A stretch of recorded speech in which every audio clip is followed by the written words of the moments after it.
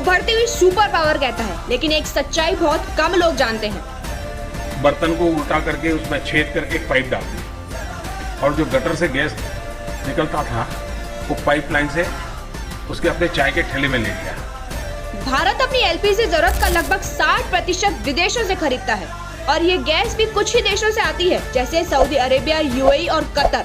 मतलब हमारी रसोई इन देशों की गैस सप्लाई पर निर्भर है। अगर दुनिया में कहीं युद्ध हो जाए या सप्लाई रुक जाए तो असर सीधे भारत के गैस सिलेंडर पर पड़ता है। इसी वजह से जब भी अंतर्राष्ट्रीय संकट आता है, भारत में गैस की कीमत और सप्लाई दोनों पर दबाव बढ़ जाता है। और जब गैस का संकट आता है तो अक्सर कहा जाता है कि इसके पीछे जमाखोरों की जिम्मेदारी है, लेकिन सवाल ये भी है कि अगर देश में एलपीजी के बड़े राजनीतिक भंडार होते तो क्या हर बार ऐसा संकट पैदा होता?